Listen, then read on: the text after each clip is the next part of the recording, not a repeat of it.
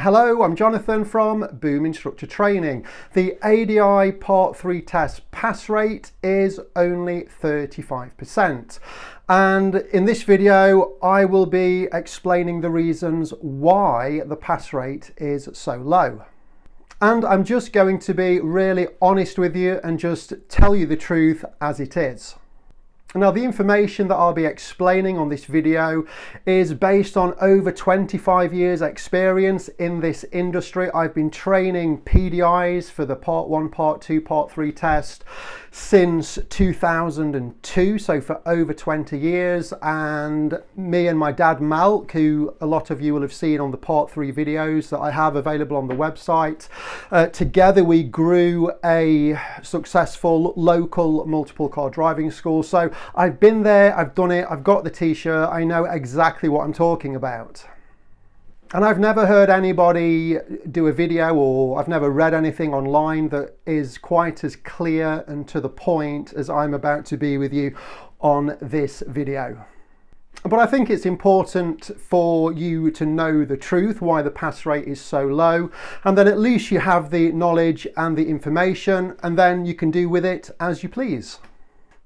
So approximately 65% of everybody who attempts a Part 3 test will fail. And I will group this 65% of people into, broadly speaking, two categories. So the first category of PDIs who fail the Part 3 test have basically had poor training. Therefore, if they go on a trainee license, when they start teaching pupils, or they might be teaching for free, but most will go on a pink badge. So when they start teaching pupils, because they've had rubbish training, they just don't know what they're doing. And then to make matters even worse, not only don't they don't really understand how to teach pupils, they don't understand all the skills or the techniques, they don't understand how to plan a lesson, how to manage the risks, they don't understand all the teaching and learning strategies, they just have no idea what they're doing. And then to make matters worse, when they're practicing teaching pupils, they have no supervision, no mentorship. So their ADI trainer doesn't give them any support. They're not sat in the rear observing any of their lessons, giving them feedback. So this category of PDIs, poor training, don't know what they're doing, no supervision, they've got no chance whatsoever of passing the Part 3 test. So they take the Part 3 test 3 times, fail, fail, fail. Now the second category of PDIs who fail the Part 3 test, they initially had good training. So they had a good ADI trainer who was competent to train PDIs, and they received good training. But beyond this point, beyond that initial 40 hours training, this is not then followed up by any supervision when that PDI is on a pink badge. So effectively, they had good training to start with, but then they just left on their own on a pink badge, teaching pupils without any mentorship, without any supervision.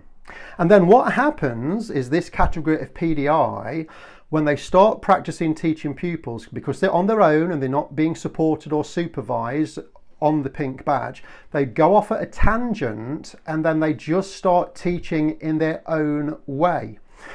And they lose sight and lose focus of all that good training that they initially had. And the way that these PDIs start practicing teaching pupils, because they're going off at a tangent, doing things in their own way, in a way that feels kind of good to them. But the problem with this is that it doesn't align with the requirements of the Part 3 test. And then this category of PDIs, they just get better and better and better at teaching pupils incorrectly, doing it their way, but not the way that DVSA want you to teach pupils.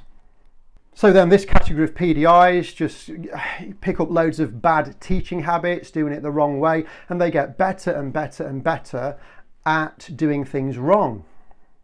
And then inevitably they take their Part 3 test and fail, and then take it again, fail, take it again and fail.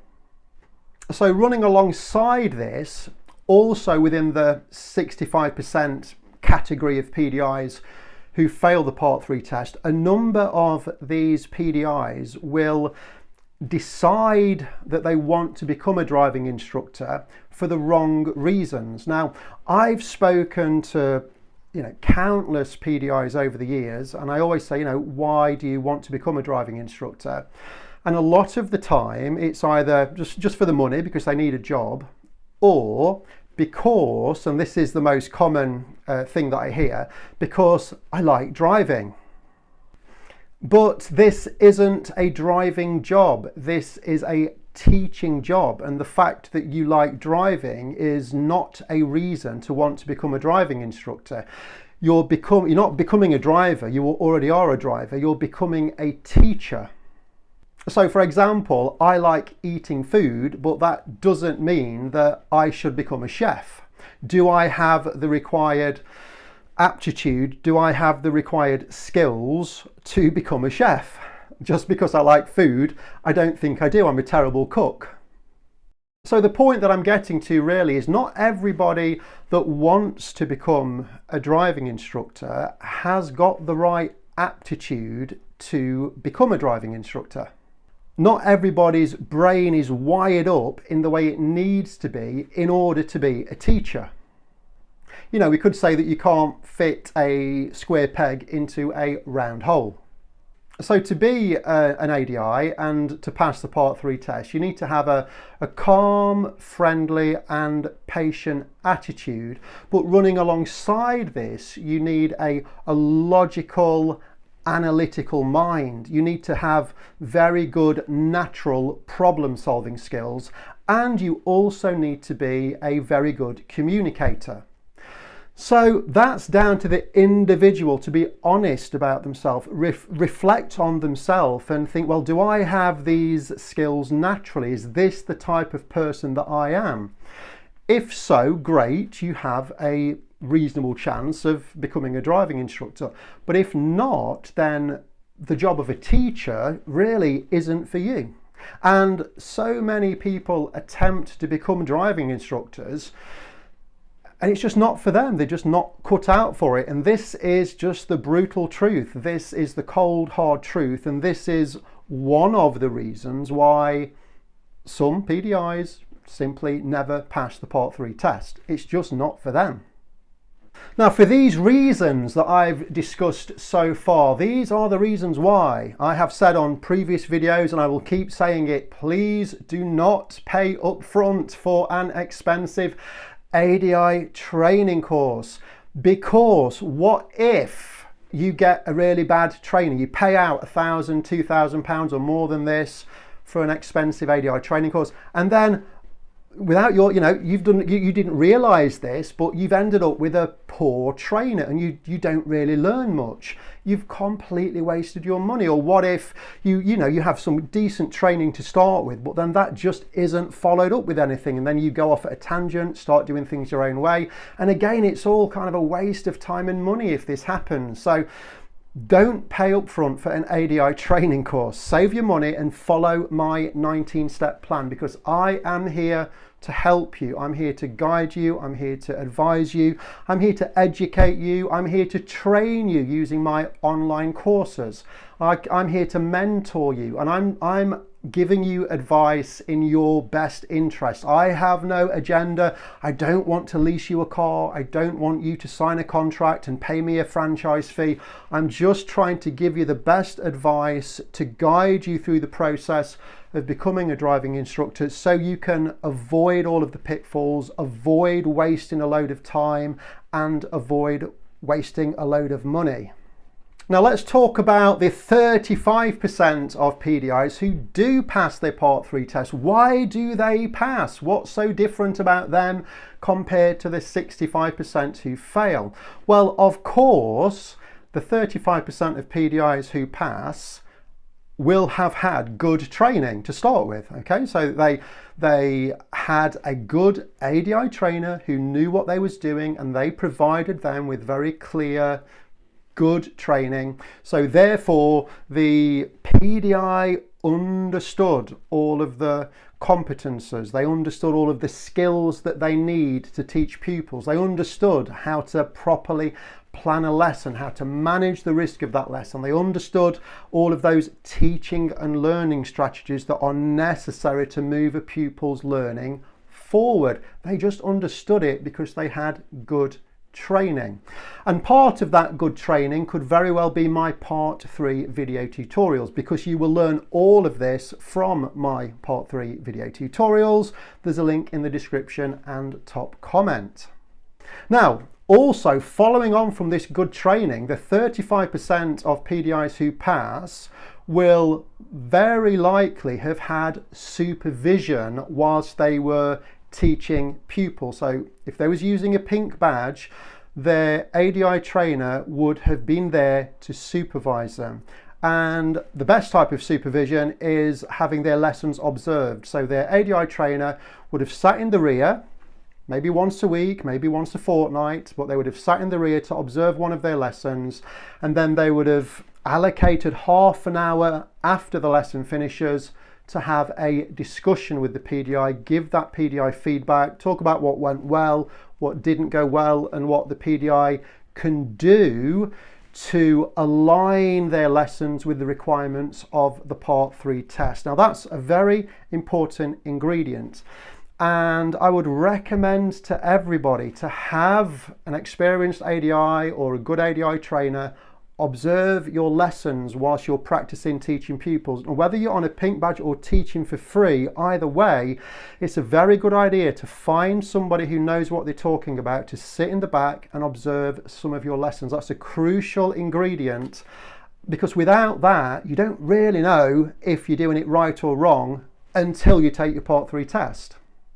So these 35% of PDIs, when they're using a trainee license, because they had really good training, and they also crucially have the right aptitude for the job, okay, that it's a good fit for them. So everything that I spoke about earlier in terms of the aptitude and the skills that you need to be an ADI, this 35% of PDIs who do pass the Part 3 test, they just have this skill set, they get it. So they have good training. Let's, for example, say they use my Part 3 video tutorials, they watch them, they learn all the skills, they watch lots of demonstrations, and they think, okay, yeah, that makes sense, I get that. And then what they do when they start practicing teaching pupils is they don't go off at a tangent and do things their own way. They put into practice what they've been trained, either with their person-to-person ADI trainer or by using my video tutorials. They just put it into practice. So they start teaching pupils and they teach them exactly how they've been trained, and then they keep building on this lesson after lesson after lesson. They're not veering off and doing things their own way. They're doing things how they've been trained, and then they keep building on this. And part of that process will be self-reflection. So after every lesson, these PDIs ideally will be self-reflecting, asking themselves what went well, what didn't go so well, and what they can do to improve the next lesson. And this process of self-reflection leads to self-improvement. So these PDIs are continually self-reflecting and improving their ability as they go along. So because this category of PDIs, the 35% who do pass, because they had good training in the first place, they had a good aptitude for the job, okay, so they was well suited to being a teacher. They had all of those skills that they need to be a good teacher. They had good supervision throughout their practice phase, whether they're teaching for free or using a pink badge. They were being mentored and supervised throughout that phase, and then they kept reflecting on their lessons and they kept self-improving. Then, of course, when they take their Part 3 test, they pass. They'd set themselves up for success. So there you have it. These are the reasons why 65% of PDIs fail the Part 3 test and why 35% pass. Let me know in the comments what your experience is. Let me know in the comments if you agree.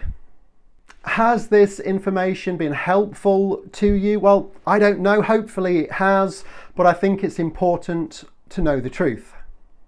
If you're still watching, thank you for making it to the end. Please like and subscribe. I'd really appreciate it. It does help me out. It makes a big difference.